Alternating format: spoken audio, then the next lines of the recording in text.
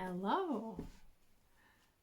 Today I'm going to talk about delayed cord clamping versus early cord clamping and what that is and why we prefer delayed cord clamping to early cord clamping.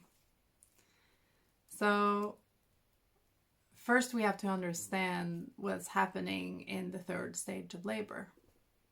And what is the third stage of labor? It is when the baby is born and we're waiting for the placenta to come out. And this is a time where the hormones of birth are peaking, most likely. And left undisturbed, this process will mostly go and be unproblematic for the mother and the baby because the hormones are flowing and the oxytocin in the body continues to keep the uterus contracting, and through this the placenta will be expelled from the uterus at some point when it's ready. But unfortunately today we have this medical management of the third stage, or it's called the active management of the third stage. And that's when all the people come in and start doing all sorts of stuff to you. And you get a shot in the thigh with like an oxytoxic drug to get the uterus to contract better. And after this, they will pull on the cord, they will pressure on the uterus to feel that it's contracting, and they will pull and press and pull and press, and after much agony, it will come out. Boop.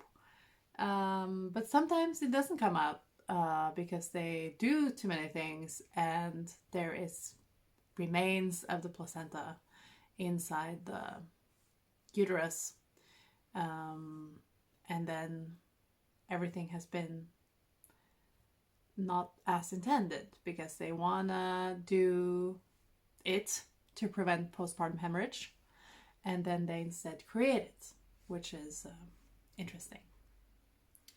Anyway, at a time when Mother Nature has prescribed for you, the baby's born, you're in awe, you're in ecstasy, you're proud, you're tired, you're happy, you're all the things. You just want to have peace and quiet with the baby and the bonding and the hormones and the skin to skin, and we call it the golden hour. Instead, many women experience then injections, cord tractions, like there's checking of the vagina for tearing, there is checking for bleeding, there is all these things that creates like discomfort, and that's not what's intended from the body's nature side. So what is happening? Why are we talking about the delayed or early cord clamping? It's because the baby is born, the placenta is still inside the uterus. And what happens is in the second stage of labor, the baby is being compressed or pushed through the last part of the vagina to get out. And then there is like an amount of blood, 66 milliliters approximately, being taken. It's coming from the baby. It's like going back into the placenta. The placenta already contains quite a lot of blood from the baby, and this blood is being retained in the placenta. So when the baby is born and the pressure on this umbilical vein, which is in the umbilical cord, is loosened, because that's very tight pressure when the baby is being pushed out. And when the baby's out, the pressure is up, and the first, like, there's a gush of blood coming from the placenta whoosh, into the baby. And this blood is like warm, it's pH balanced, it's full of oxygen, and it just like gushes into the baby. And when the baby's born, the adaptation into the life, Earthside, is huge. And there is a major physiological task for the body to adapt into this new environment. And because inside the womb, the placenta is the baby's lungs, it's the baby's gut, it's the baby's kidneys, liver, and there's not much blood circulation going on inside the baby. But when the baby's out, then all this blood needs to be redirected to all the organs and especially to the lungs because the baby's breathing. And then the blood from the placenta that pulsates into the baby just fills up the lung circulatory system, which is called the pulmonary circulation. So the newborn is like, inside is like organizing all this circulation with the new blood, which is like a big deal. And it takes several minutes for this to happen. So nature has planned that this is the major event for the baby. So it contains, or it keeps like about half the blood volume of the baby inside the placenta when the baby's born. And when the baby's born, it continues to pulsate this blood through the uterine contraction. So the uterus is contracting still because the uterus wants to decrease its size into smaller. And it also wants to share the placenta from the site of the uterus. And through the contracting, it helps the uterus the placenta to share itself from the wall. When this process is finished, the placenta can come out. But this process takes several minutes, and it takes from 1 minute to 3 minutes or up to an hour with this blood. And so we call this the placental transfusion. And that's when the blood pulsates from placenta into the baby. And then the baby cries, or, the baby and the placenta, they want to reach the level of optimum blood level or blood volume in the baby. So the blood actually pulsates into the baby, and then there's some blood like going back into the placenta. And then this happens. It's sort of like a sending and receiving situation. And this takes different time. It's like some babies are super fast. Sometimes it's fast, sometimes it's slower. And the umbilical cord will be completely blue in the beginning. And it pulsates. When you feel it, you can feel that it's like boom, boom, boom. It's like happening pulsation in there. And when the placenta is pulsated finished, it's completely limp and white, the umbilical cord. So then there is no more happening. And ideally, it's good to wait until this is happened. And that will be 1 to 3 minutes, or until the pulsating has completely stopped or the placenta is born. So when we know all about this, which is like what's good, and the importance of letting the cord pulsate. Why is it almost routine some places and in some situations to clamp the cord early? And early clamping of the cord was designed to sort of prevent postpartum hemorrhage.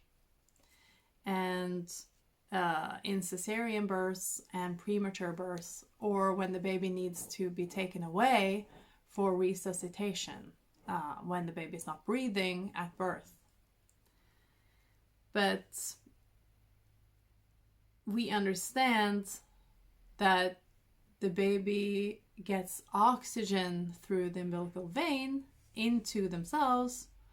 So if a baby is not breathing at birth, it would be very good for the baby to have all the blood containing lots of oxygen into themselves, instead of clamping the cord, taking the baby away from the mother, and giving the baby oxygen. So the best thing would be to, if there is a baby in need of oxygen, need to be put skin to skin with the mother, and then getting the blood from the placenta, and then maybe getting extra oxygen, but on the chest of the mother. So the early cord clamping was actually first occurred in like the 17th century, when there was male birth attendants coming into the birthing room, and they kept the woman confined in their beds and without allowing them to move around. And then they wanted to save the bed linen from blood. So that's why they just started with the early cord clamping. But it was recognized already quite early, the negative effects of this early cord clamping. Already in 1801, Charles Darwin said that the tying and cutting of the navel string too soon could make the child weaker than it ought to be. And the string should be left intact until the child had been repeatedly breathing and the pulsation of the navel string had stopped. So already then they knew better, but not everyone listened, obviously. So the average placental transfusion is about 100 milliliters of blood going to the baby. And the baby's blood volume at birth is about 300 milliliters. But there is like around half of the baby's blood that actually comes from the placenta. And with the early cord clamping, deprives the baby of getting this blood. And that could actually also create postpartum hemorrhage for the mother, because the placenta then will be so full of blood and bigger bulk inside the uterus, so the uterus cannot contract properly, and then there will be excess bleeding from this. So the cord blood is very important because it contains a lot of iron. And an average placental transfusion, which we now know is about like 100 milliliters of blood, it contains 30 to 33 milligrams of iron. And that's the same amount of iron which you will find in the 100 liters of breast milk. So studies have shown that babies that receive the blood from the placenta has increased iron reserves up to 6 months after birth. And the long-term neurological benefits reaches all the way to 4 years of age And there is improved cognitive scores about 18 months and reduced mortality at premature babies. And the placental transfusion, the blood coming from placenta into the baby, also contains stem cells. And stem cells are important because they travel into the bone marrow where they transform themselves into different types of blood cells. So they're quite unique and important for the baby to receive.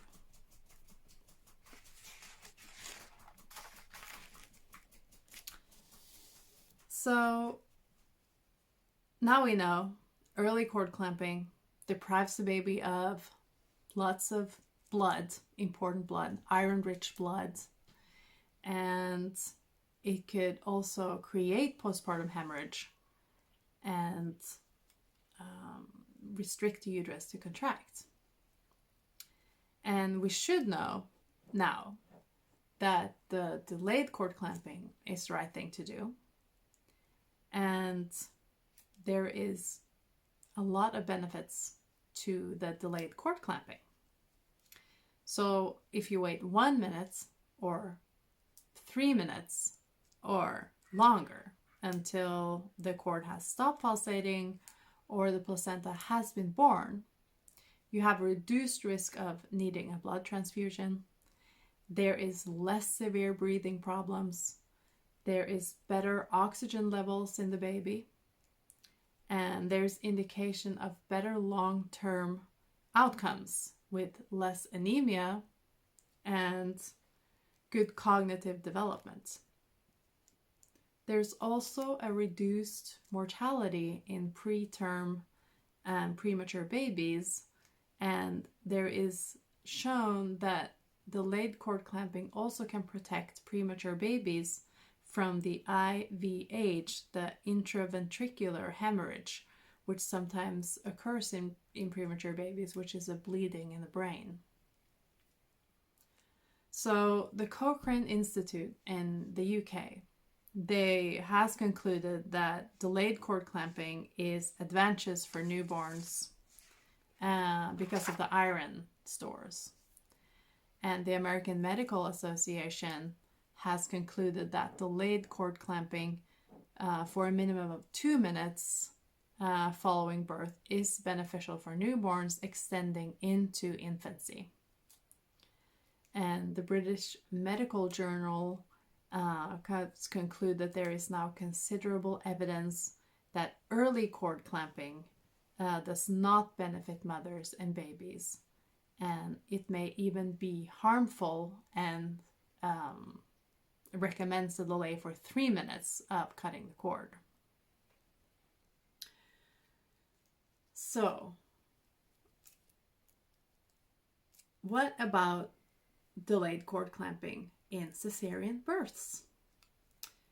Let's say you have a caesarean section and the doctor, he takes the baby and out from the uterus and lift them up like this, and the uterus is down still and the placenta is down and the cord is up to the baby here.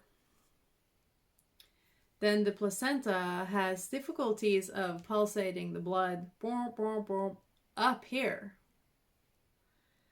So the baby is very often cut and clamp the cord early.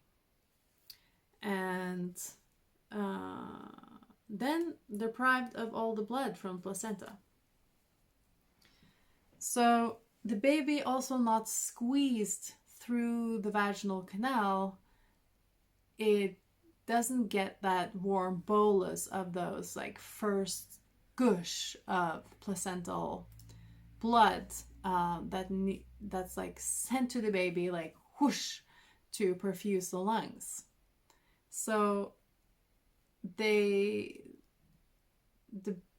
breathing and is not slower, but they're deprived of like a good gush of like oxygenated blood.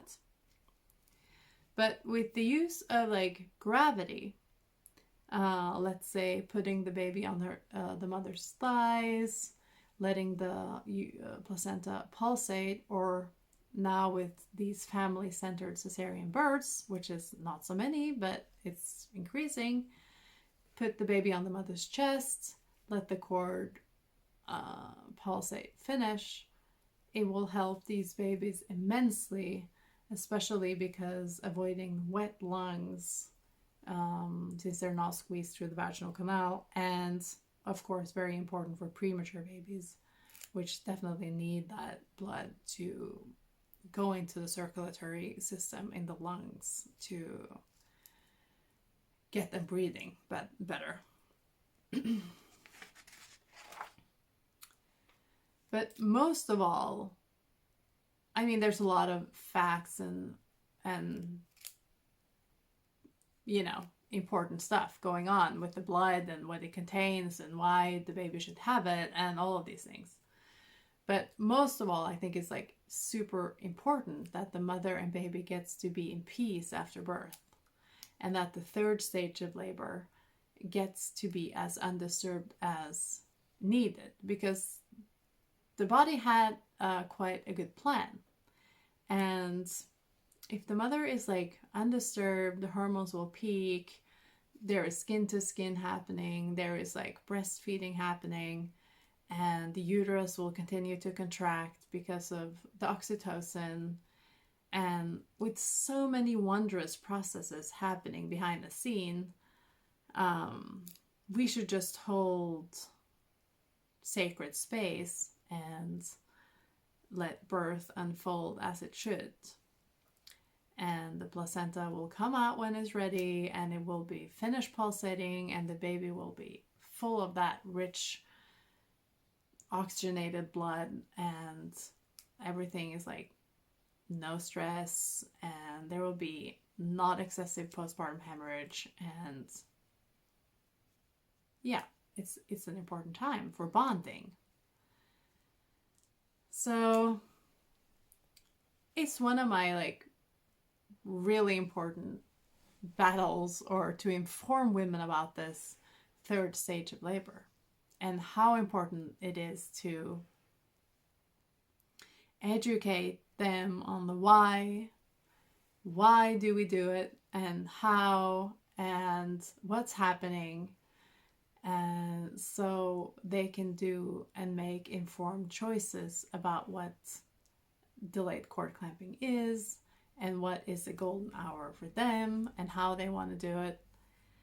And fortunately, here in Norway, the delayed cord clamping is routine on most hospitals, but there is a long way to go with the early cord clamping on cesarean births and premature births. And there would be, especially when there's a need for resuscitation, they early clamp and cut the cord. So there is a way to go, but I think the more we educate women, the more we talk about it, the better and more informed they will be, and to make their own choices and wishes about what's best for them and their baby. So I hope you learned something today, even though it was a little bit facts and nerdy. But only through knowledge we can build trust in ourselves and understand what's happening in birth, and through this we build confidence, and we can go into the birthing room or the birth situation and trust that the body has a plan, because it's a quite good plan. And I hope you got some facts with you today, and that can help you make decisions later.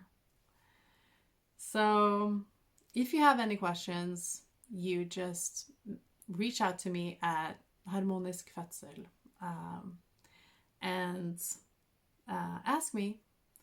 And then I see you lovely people very soon. Have a good day.